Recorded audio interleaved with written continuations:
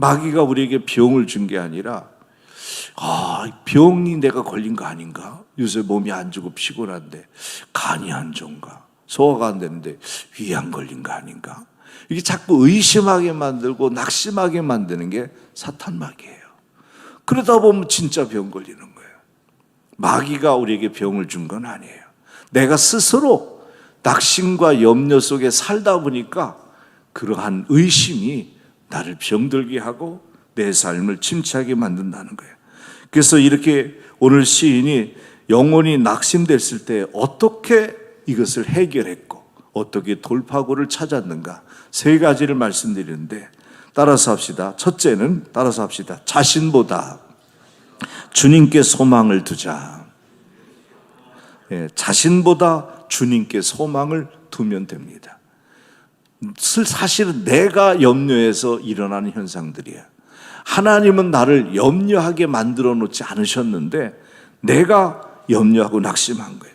그래서 자신보다 주님께 소망을 뒀어요. 이 시인은 많은 사람들이 위기를 만나면 소망 줄 사람을 찾아다니죠.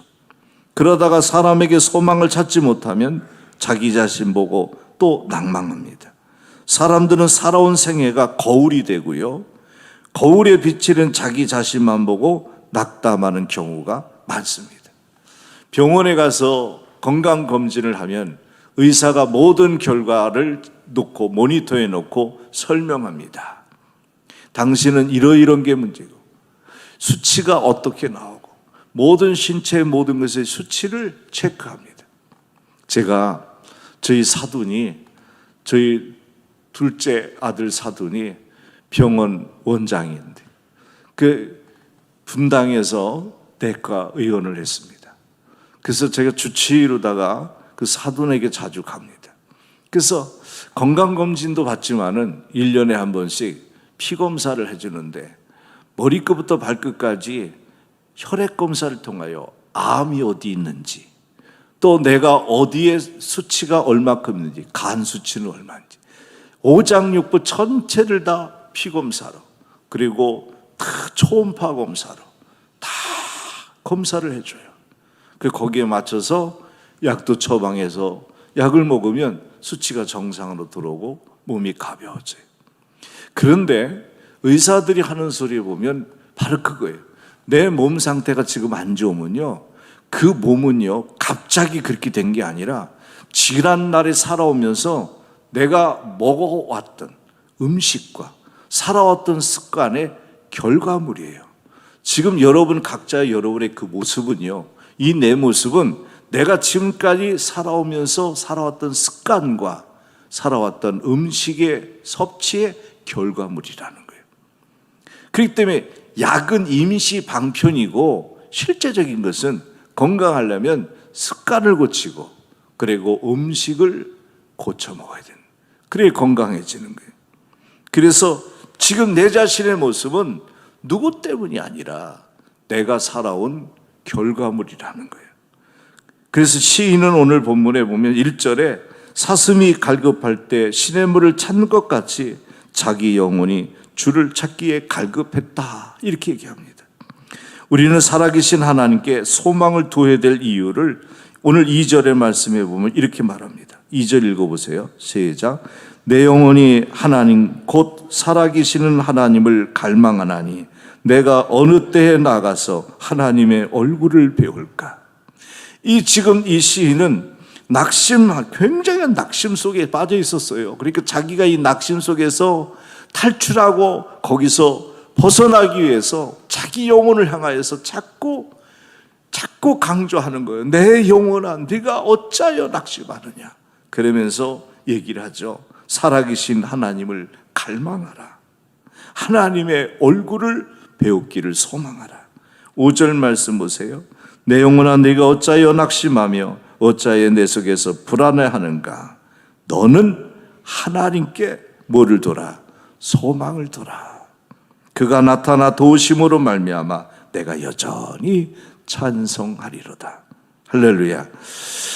낙심하는 이유를 보면 물질적인 것도 있지만 자기중심적 이기심 때문에 나타나는 경우가 거의 대부분이에요. 상대성 원리에서 내가 낙심하는 일도 있죠. 누가 나에게 상처를 주거나, 누가 나에게 사기를 치거나, 누가 나에게 욕을 할 때에, 물리적 행사를 또 행할 때도 마찬가지고 낙심하죠. 그런데 그렇게 해서 오는 낙심보다도요, 내 이기적인, 내 욕심 때문에, 내 이기적인 나 중심적인 삶을 살기 때문에 낙심하는 경우가 대부분이라는 거예요. 하나님 중심적이지 아니고 자기 중심적에서 자기 자신을 바라보는 것은 영적 침체에 빠지는 지름길입니다. 따라서 영혼이 낙심될 때 자기보다 하나님을 바라보고 소망을 가져야 됩니다. 누가복음 19장에 가면 누가 나오죠? 키 작은 양반 삭케오가 나옵니다. 삭케오는 예수님께서 자기 동네로 지나가신다는 소문을 듣고 예수님을 구경하고 보고 싶어서 그도 동네 가운데로 나왔습니다. 그런데 예수님을 볼 수가 없었습니다. 예수를 보러 나왔는데 예수를 볼 수 없었던 이유는 두 가지 때문에, 하나는 뭐냐면 키가 작아서 예수님을 못 봤어요. 두 번째는 사람들이 너무 많아서 예수님을 못 봤어요. 자, 그러면 삭케오가 이 두 가지 문제, 키가 남들보다 더 컸다면 좀 늦게 나왔어도 남들보다 크니까 예수님을 볼 수 있었겠죠. 혹은 사람들이 많이 나오지 않았으면 키가 작아도 삭케오는 예수님을 보는데 문제가 없었을 것입니다. 근데 예수님을 보는 게 목적인데, 예수님을 우리가 만나는 게 목적인데 삭케오는 두 가지 문제가 있어요.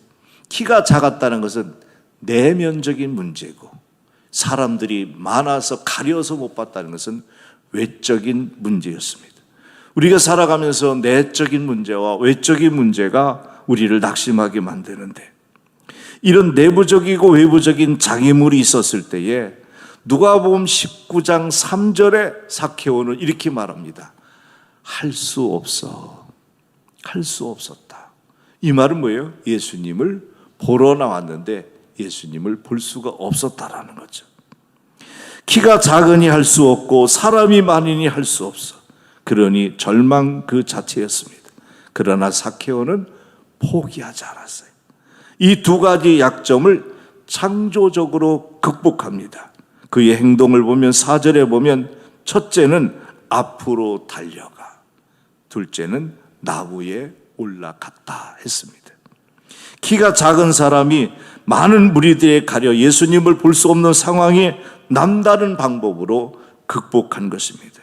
만약 삭케오가 평범한 키였거나 키가 남들보다 더 컸다면 그는 절대로 앞서 달려갈 필요도 없었고 나무에 올라가는 노력도 열심도 하지 않았을 것입니다.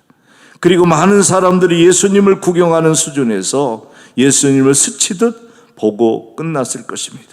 그러나 삭케오는 예수님과 특별한 만남을 가지고 싶었어요. 그래서 그는 할 수 없어 라는 말 앞에 다시금 마음을 다잡고 방법을 찾은 겁니다. 구하라 주실 것이요, 찾으라 찾을 것이요, 두드리라 열리라는 말씀처럼 삭케오는 예수님을 볼 수 있는 방법을 찾다가 나무를 발견합니다. 뽕나무를 발견하고 글리 달려갑니다. 막 열심히 뛰어가서 나무에 시끈끈거리면서 땀을 흘리며 나무 위로 올라갑니다. 그랬더니 예수님이 잘 보였습니다. 천국은 침노하는 자가 뺏는다고 했어요. 여러분, 새벽을 깨우는 여러분 때문에 하나님은 여러분을 오늘 새벽에도 만나 주실 줄 믿습니다. 그 많은 사람들이 예수님을 구경하는 수준에서 스칠 뻔했던 이 삭케오는 예수님과 특별한 만남을 가졌고, 그렇게 애쓰고 노력하고 포기하지 않고 구하고 찾고 두드리는 삭케오에게 예수님의 눈에 띄게 됐죠. 예수님은 삭케오야 내려오라. 내가 오늘 너희 집에 유하여야 하겠다. 삭케오가 얼마나 기뻤을까요? 내려와서 예수님을 자기 집으로 모시고 가. 온 가족이 회개하고 예수님께 기도를 받고 온 가족이 구원을 얻었다 했습니다. 사랑하는 여러분, 앞으로 달려간 시도는 남들보다 앞설 수 있는 도전이었습니다. 농경사회에서는 이것이 이렇게 성경을 해석할 수 있지만은 우리 현대사에서는 스피드 시대잖아요. 만약에 삭케오가 좀 더 부지런하게 다른 사람들보다 스피드를 앞세워서 더 빨리 달려가 주님 앞에 갔으면은 장애물 상관없이 맨 앞자리에서 주님을 만날 수 있었겠죠. 스피드 시대.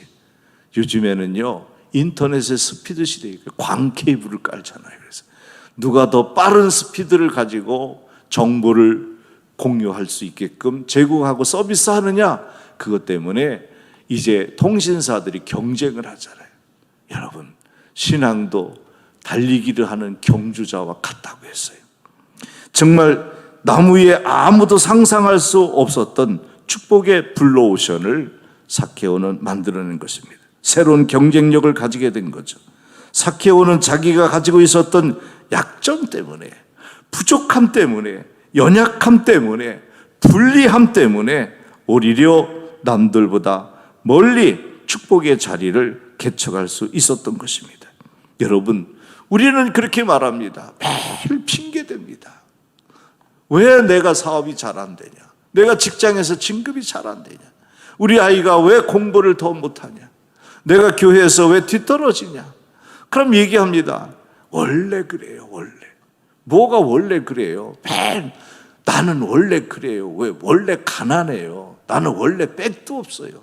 나는 원래요, 사실은 불리한 조건으로 사업 시작했어요. 원래 그렇대요. 원래 그런 게 어디 있어요? 여러분, 이 삭케오가 보세요. 약점이 있었어요. 부족했어요. 연약했어요. 남들보다 키가 작기 때문에 불리했어요. 오히려 그런데 그런 약점과 부족함과 연약함과 불리함 때문에 새로운 축복의 자리를 개척할 수 있었다고요. 여러분의 약점이 강함이 되기를 바랍니다. 여러분, 사도 바울이 그랬잖아요. 나의 약함이 곧 강함이라고 했잖아요. 약하고 부족하니까 더욱 주님 의지하잖아요. 주님 부르게 되고 매달리게 되고 새벽에도 나와서 아버지 부르게 되잖아요. 그랬을 때에 상상할 수 없는 놀라운 축복이 여러분에게도 있기를 바랍니다. 우리의 약함은 남들보다 멀리, 남들보다 높이 점프할 수 있는 하나님의 디딤판일 수 있습니다. 두 번째, 오늘 시인은 이 낙심한 자리에서 어떻게 탈출할 수 있었는가? 첫 번째는 자신보다 주님께 소망을 두었고요. 두 번째는 따라서 합시다. 과거보다 미래의 소망을 두자. 과거보다 미래의 소망을 두자. 시인은 과거를 회상하며 강위에 있는 폭포 소리를 듣고 자기 자신의 깊은 필요를 느끼게 됐습니다. 그리고 그는 자신의 시련과 고통 가운데 빠져 있다는 사실을 집착하고 6절 이렇게 말합니다. 6절 봅니다. 내 하나님이여 내 영혼이 내 속에서 낙심이 되므로 내가 요단 땅과 헤브론과 미살산에서 뭐를 기억해요? 주를 기억하나이다. 주님을 기억하는 거예요. 주님을 잊어버리면 안 돼요. 그러나 우리들이 영적 침체에 빠질 때에 미래를 위해 기도해야 되는데 자꾸 과거를 들추는 사람들이 있어요. 당신 그때 그랬지 않느냐고. 또 내가 그때 한번 실패했잖아. 교회에서 보면은요, 여러 종류의 사람들이 있어요. 그래서 목사가 새로운 프로젝트를 가지고 우리 교회 금년도엔 이런 내가 목회 방향을 설정했습니다. 우리 교회 이런 거 합시다 라고 하면 꼭 나이 많으신 분들이 반대를 할 때 뭐 때문에 반대냐면 목사님 그거 안 돼요. 왜 안 돼요? 아유 다 해본 거예요. 그거 왕년에 다 누구 그거 못 해봤겠어요? 저 옛날에도 했는데 그때도 안 됐어요. 안 돼요. 그때 왜 안 됐게요? 안 된다는 불신앙 때문에 안 된 거예요. 된다는 믿음이 있으면 됐겠죠. 사람은요 자꾸 여러분 성공하고 발전하지 못하는 사람의 특징이 있어요. 그것은 바로 과거에 안 됐던 것만 자꾸 기억해내고 그때 안 됐었는데 아유 그때도 안 됐잖아요. 안 돼요 목사님. 그 해보나 마나요. 하나만 하래. 그건 자기가 하나만 하지. 하나님이 하나만 한 하나님이 어디 있어요? 우리는 하나님을 믿고 나가는 사람인데. 그거 옛날에 다 해봤어요. 목사님 몰라서 하는 소리예요. 몰라서 하는 소리예요. 여러분, 아는 이는 하나님밖에 없어요. 원래 하나님이 하시는 거예요. 그래서 자꾸 우리는 과거에 얽매여가지고 그때 다 해봤는데 안 됐어요. 안 돼요. 그 인간은 전도해도 안 돼요. 불택자예요. 아니, 택하고 불택하는 것은 하나님 손에 달린 건데, 자기가 창조주야, 자기가 구세주야, 된다 안 된다는 걸 자기가 판단해요.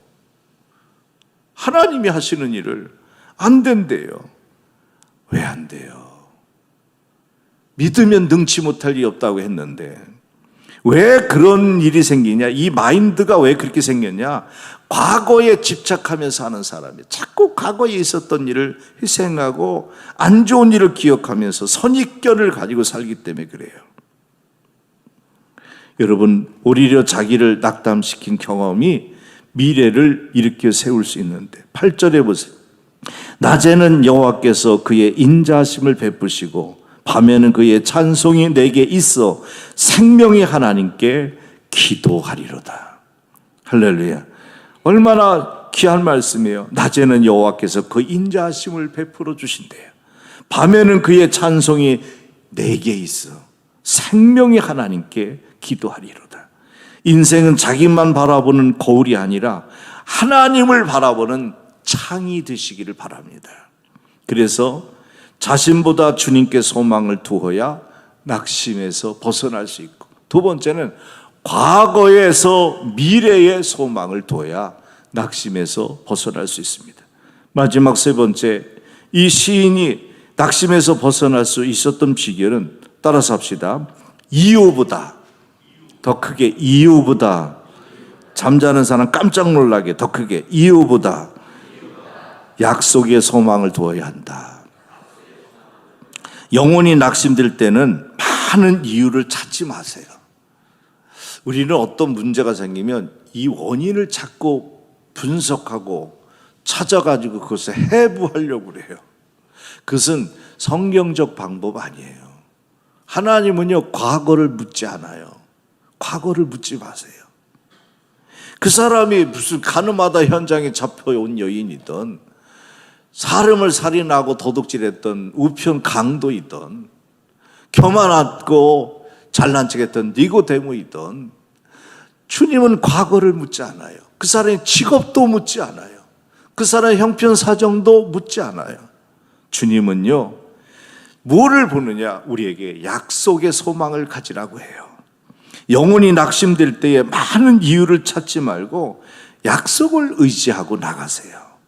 시인은 시편 오늘 42편, 그 다음 편 43편까지 보면 어찌하여를 10번이나 얘기해요.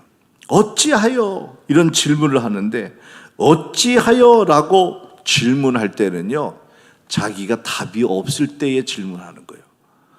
왜? 뭐 때문에?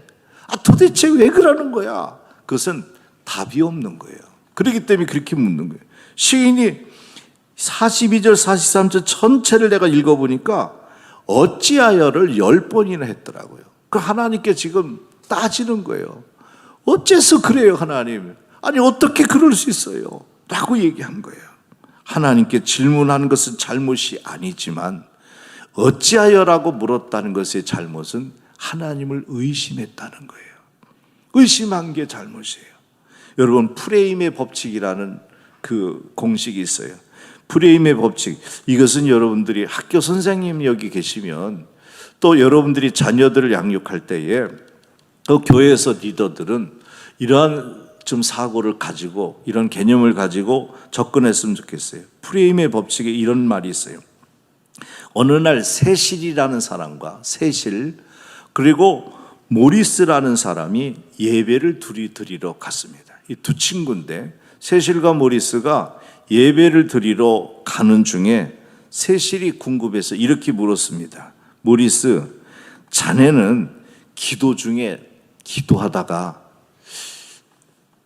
담배를 펴도 된다고 생각하나? 이렇게 물었어요. 엉뚱한 물을.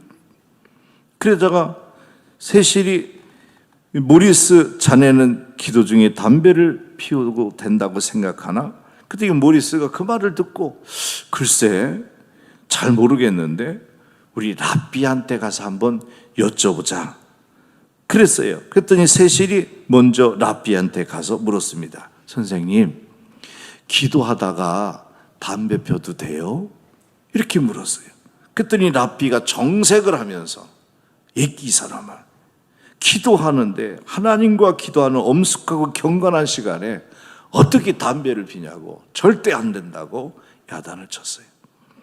세실로부터 랍비의 말을 들은 모리스가 이렇게 말합니다. 세실, 그것은 자네가 질문을 잘못했기 때문이야. 내가 가서 다시 선생님께 여쭤볼게. 그리고 모리스는 선생님한테 똑같은 상황을 바꿔서 이렇게 질문합니다. 선생님, 담배 피다가 하나님께 기도해도 돼요? 이렇게 물었어요. 그랬더니 선생님이 얼굴을 온화한 미소를 지면서 형제여, 기도는 때와 장소와 상황에 상관없이 언제든지 기도할 수 있다네. 담배 피우는 중에도 기도하고 싶으면 기도해. 하나님이 들으실 거야. 동일한 현상인데 질문의 관점에 따라 전혀 답이 다르게 나왔습니다. 보세요. 똑같이 기도하다가 담배 피는 거나 담배 피다가 기도하는 거나, 이 기도한 사람은 뭘 한 거예요? 담배를 핀 거예요. 그런데 질문에 따라서 야단을 맞기도 하고 질문에 따라서 칭찬을 받고 이해를 받기도 했다는 거죠.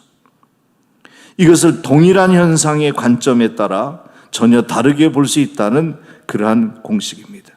그래서 프레임이라는 말을 여러분이 잘 알다시피 창이라는 게 창 틀을 말하잖아요.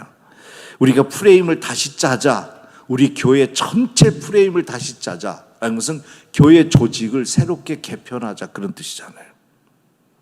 제가 우리 총회에 8년 전에 큰 사건이 일어났었어요. 그 교회가 어려움이 생겼을 때에, 그때에 그 일을 수습하는데 총회에서 왜 우리 교단에 이런 큰 사건이 일어났느냐 라는 것에 대해서 발표하는 시간이 있어요. 제가 대표로 나가서 40분 동안 우리 교단은 이러이러한 문제 때문에 잘못된 겁니다. 장로교는 노예 중심이어야 되는데 총회 중심으로 돼서 잘못된 제도의 프레임이 잘못된 것이다. 그래서 하나님 중심, 교회 중심, 성경 중심이었던 우리 장로교가 인본주의, 교권주의, 물량주의로 빠져서 타락한 교단이 됐어. 이것을 개혁하지 않으면 소망이 없다. 그렇게 발표했더니 그 자리에서 당신이 개혁해라고. 그래서 그 많은 목사님들이 저한테 위임해서 그럼 당신이 연구해보라고. 그래서 우리 최준화 목사님이 함께 사역하는 우리 교단의 대신미래 목회연구소라는 게 있어요. 그래서 거기서 이 대신교단의 문제가 뭔가, 그리고 하나님이 기뻐하는 장로교의 새로운 틀을 짜자. 그래가지고 그때 얘기한 게 우리 교단의 새로운 프레임을 짜겠습니다. 그 조직을 개편해서 여러분 인건비와 경상비 모든 활동비가 총회가 1년에 8억씩 쓰는데 8억씩 쓰는 돈이 다 전국교회에서 상해비로 올라온 헌금이잖아요. 근데 그것을 제가 연구해 보니까요 2억 8천만 있어도 총회가 돌아가겠더라고요. 그래서 개혁해가지고 1년에 8억이 소비되는 것을 2억 8천으로 개편했어요. 그리고 조직이 너무 많은 거예요. 아니 왜 이렇게 많아? 총회는 노예를 보호하고, 노예는 교회가 건강하게 성장할 수 있도록 돕는 기구가 돼야 되는데, 그런 행정 서비스가 돼야 되는데 행사가 너무 많고 돈을 걷는 게 너무 많고 소비와 낭비가 너무 많아가지고, 그래서 제가 다 뜯어고치면서 그 많은 부서를 갖다가, 그 40개가 넘는 부서를 갖다가 12개로 통폐합시켜가지고 구조조정을 했어요. 그리고 나머지 부서는 선교단체로 독립기관을 해서 자체 운영하라 그랬더니 총회 돈이 10원도 들어가질 않았어요. 그 상비부서만 운영하게 됐고, 그러다 보니까 그렇게 해도 총회가 지금 잘 돌아가고 총회가 자꾸 부흥하고 발전해서 교회 수가 자꾸 늘어나고 있어요. 보세요. 똑같이 운영하는데 전혀 다른 거예요. 이것을 그래서 제가 우리 교단에 새로운 프레임의 틀을 새롭게 짜겠습니다.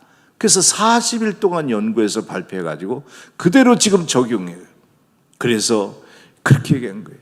노예 중심, 목회 중심, 선교 중심인 교단이 되자.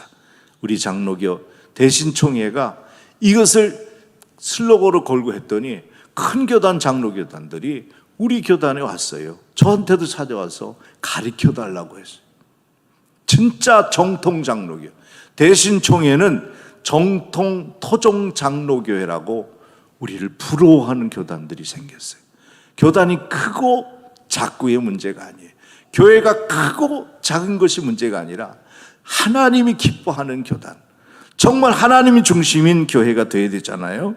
그래서 그러해서 틀을 짰는데 이것을 프레임 창틀이라고 하지만은 더 구체적인 해석은 관점이나 생각의 틀이라고 할 수 있어요. 원하는 답을 얻으려면 질문부터 달라야 된다. 질문이 달라지면 답이 달라집니다. 성도들은 설명에 의지하여 살지 않고 하나님의 언약, 약속에 의지하여 사셔야 합니다. 시인은 자연현상을 둘러보고 자신만을 보았습니다. 그 이유는 설명을 찾고 이유를 찾았기 때문이에요. 과거를 찾고 들췄기 때문이에요. 거기에는 답이 없어요. 계속해서 자꾸 이 시인은 어찌하여 너는 내 속에서 자꾸 낙심하냐. 이제는 그러지 말고 언약의 하나님, 약속의 하나님을 바라보자. 만일 그가 그 자연 만물을 보고 하나님의 확실한 약속에 주의를 했다면 그의 아픈 마음을 위한 치료법을 쉽게 발견할 수 있었을 것입니다. 하나님께서 만물을 돌아보신다면 백합화나 참새보다 훨씬 더 귀한 저와 여러분을 왜 돌보지 않으시겠습니까? 우리들이 설명에 매달리지 않고 뭔가 자꾸 따지려고 하지 말고 자꾸 따지지 마세요. 교회는 따지는 데가 아니에요. 교회는 하나님의 약속을 붙드는 데예요. 약속의 성취로 오신 예수 그리스도가 계시기 때문에. 그래서 11절에 이렇게 말합니다. 읽어봅니다. 11절. 이 말씀 같이 우리 읽고 마치겠습니다. 내 영혼아 네가 어찌하여 낙심하며 어찌하여 내 속에서 불안해하는가. 너는 하나님께 소망을 두라. 나는 그가 나타나 도우심으로 말미암아 내 하나님을 여전히 찬송하리로다. 할렐루야. 약속대로 오신 주님이에요. 주님이요, 하나님이 예를 들어서 우리의 죄를 하나하나 낱낱이 따졌다면 주님이 못 와요. 아유, 저렇게 죄도 많고 저렇게 말도 지긋하게 안 듣고 내가 저런 인간들을 만들어 놓고 노아의 홍수 때도 후회했는데 저것들 내가 뭐로 내가 못담시 구하러 가겠어. 저런 못된 것들 따지셨다면 우리를 구원하러 주님이 성육신하여 오실 수가 없다고요. 주님은 우리를 볼 때 따지지 않고 나를 구원하겠다고 나를 만드신 이유, 이사야 43장 21절에 보면 내가 내 백성을 지은 이유는, 내가 내 백성을 만든 이유는 내 이름을 찬송하게 하려 함이라. 내가 내 백성을 만든 이유는 나에게 예배와 영광과 찬송을 드리기 위해서 만든 건데 저들을 그냥 놔두면 안 되지. 따지고 따지면은 천국 갈 인간 한 명도 없어. 이렇게 설교하는 목사는 나도 천국 갈 자격이 전혀 없는 인간이야. 하나님이 따졌다면 나도 지옥 가야 돼. 근데 우리 하나님은 나를 보고 따지질 않으시더라고. 무조건 사랑하셨어요. 왜? 약속하셨기 때문에. 그래서 예수님이 약속대로 오신 거예요. 예수님은 승천하셨어요. 우리가 살 집을 만들러 하늘나라에 가셨어요. 그리고 주님께서 너희는 예루살렘을 떠나지 말라.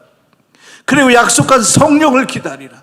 성령이 임하며 권능을 받고 예루살렘과 유대와 사마리아 땅까지 이르러 내 증인이 되라. 볼지어다 내가 세상 끝날까지 너희와 항상 함께 있으리라. 또 예수님 말합니다. 내가 올라가 너희들이 있을 곳을 예배하러 가려라. 너희들이 있을 집을 다 예배한 다음에 다시 내려와 너희들을 데리고 나 있는 곳에 너희도 함께 있게 하리라. 약속하셨다고요. 주님은 그 약속을 지키시기 위해서 반드시 다시 오실 거예요. 저 여러분을 데리러 오실 거란 말이에요. 그래서 우리의 신앙은 따지는 게 아니라 약속을 붙들고 가는 거예요. 교회에 와서 절대 따지지 마세요. 하나님은 따지는 사람을 절대 좋아하지 않으세요. 교회는 따지는 데가 아니라 하나님이 우리 교회를 세우셨어요. 음부의 권세가 이기지 못하겠다고 약속하셨어요. 이 교회를 통하여서 많은 영혼을 구원하겠다고 약속하셨어요. 여기서 하나님의 영광을 받으시기를 기뻐하신다고 약속하셨어요. 그 약속만 붙들고 나가는 게 성도의 신앙이에요. 당회할 때 따지지 마세요. 재직해야 할 때 따지지 마세요. 왜 당회를 하고 재직해야 합니까? 왜 기관들이 회의를 합니까? 하나님의 약속을 우리가 잊지 말자. 하나님의 약속을 붙들자. 하나님의 약속을 이루기 위해서 우리가 순종하고 나가자. 그거 결심하고 기도하고 다짐하고 단합하는 게 회의지, 따지기 위해서 해야 하는 거 아니잖아요. 따지려면 뭐로 당회가 필요해요? 따지는 장로가 교회에 뭐가 필요해요? 매일 따지기만 하는 재직들이 교회가 무슨 소용이 있어요? 교회는 따지는 데가 아니에요. 하나님이 따졌다면 미안하지만 여러분 다 지옥 가야 돼요. 우리 주님은 우리를 보고 따지지 않고 무조건 사랑하셔서 약속하셨기 때문에, 약속을 성취하시는 신실하신 하나님, 그 하나님을 믿고 승리하는 여러분, 그래서 수준이 있고 실력 있는 교회는요, 자꾸 뭘 따지는 회의가 아니라 약속을 붙들고 아멘 하고 이 약속을 신실하게 이루신 하나님을 기대하며 나가는 교회, 우리 새벽교회가 그런 교회가 되기를 주의 이름으로 축원합니다. 우리 찬양 부르고 기도하고 오늘 밤에 마지막 집회 또 사모하는 마음으로 만나겠습니다. 자, 오늘 시인처럼 얼마나 짐이 무겁고 힘들었는지 낙심 속에 있었어요. 어찌하여 하나님께 자꾸 따졌어요. 따질수록 이 시인은 그 어둠의 구렁텅이에서 빠져나올 수가 없었어요. 그랬을 때 그가 이제는 과거를 보지 않고 그리고 이유 설명을 따지지 않고 이제는 주님의 신실한 약속을 바라보고 나갔어요. 주님은 약속하십니다. 내가 주님께로 가면 주님이 내게 오신다고. 찬양하십시다. 짐이 무거우냐 홀로 지고 가기엔 험한 데로 갈까 두렵지 않느냐. 짐이 무거우냐 홀로 지고 가기에 험한 데로 갈까 두렵지는 않느냐. 온갖 일에 매여 고달프지 않느냐. 주가 도우시리 요청만 하면 우리 기도를 언제 어디나 들으시며 큰 사랑으로 감싸주시고 동행하니 내가 실망할 때 기억해야 할 것은 예수께 가면 주 내게 오리라. 슬픔 절망으로 벅찬 삶을 사느냐. 장래 모든 걱정 너를 짓누르느냐. 친구 잃고 지쳐 내 갈 길 잃었느냐. 오늘 주께 오면 도와주시리. 아멘. 우리 기도를 언제 어디나 들으시며 큰 사랑으로 감싸주시고 동행하니 내가 실망할 때 기억해야 할 것은 예수께 가면 주 내게 오리라. 우리 기도를 언제 어디나 들으시며 큰 사랑으로 감싸주시고 동행하니 내가 실망할 때 기억해야 할 것은 예수께 가면 주 내게 오시리. 주님, 내가 이 새벽에 주님께 갑니다. 주님 약속대로 내게 오시옵소서. 그리고 주님, 내가 주님께 말씀드리겠사오니 주님 들으시옵소서.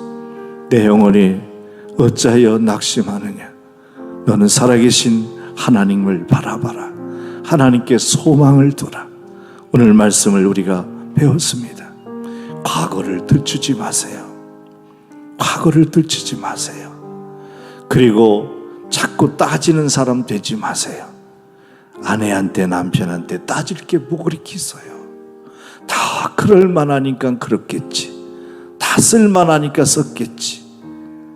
잘했어 여보. 아유 그랬구나. 그래 잘했어. 그러니 우리 기도하자.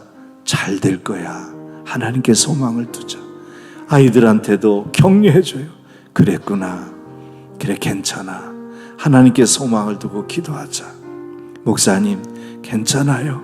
하나님께 소망을 두고 우리 기도합시다. 장로님들, 안수 집사님들, 권사님들, 집사님들, 우리 선생님들, 청년들 괜찮아요. 우리 따지는 교회 되지 맙시다. 어찌하여 10번이나 따졌던 시인은 낙심에서 벗어날 수 없었지만은 이제는 따지는 자가 아니라 여전히 하나님께 찬양하고 소망의 하나님을 바라볼 때에 그 어둠에서 해방될 수 있었던 것처럼 왜 이렇게 교회 다니는데 우울해요? 하나님의 자녀가 이 땅에 사는데 왜 이렇게 힘들어요? 왜 낙심했어요? 우리는 자꾸 따지며 살기 때문에 그래요. 여러분 프레임의 법칙대로 여러분 사고만, 여러분 조금만 여러분의 생각을 고치면 답이 있어요. 그리고 주님은 약속했어요. 나와 함께 한다고. 그 주님을 부르면서 주님께 하고 싶은 얘기 다 하고 가세요. 주님, 이제는 내가 자꾸 말하는 따지는 사람이 아니라 주님의 소리를 듣기를 원합니다. 주님, 나에게 말씀해 주옵소서. 여러분 기도하시다가 오늘 저녁엔 정말 총동원하세요. 다 함께 그동안 나오지 못하는 사람까지 마지막 시간 하나님의 역사하니까 마지막 시간 다 함께 나와서 아이들도 와서 함께 말씀 듣고 기도받고 찬양하고 하나님께 영광 드리며 정말 이번 성의 마지막 성에 하나님의 성령이 충만한 우리 새벽교회가 되길 바랍니다.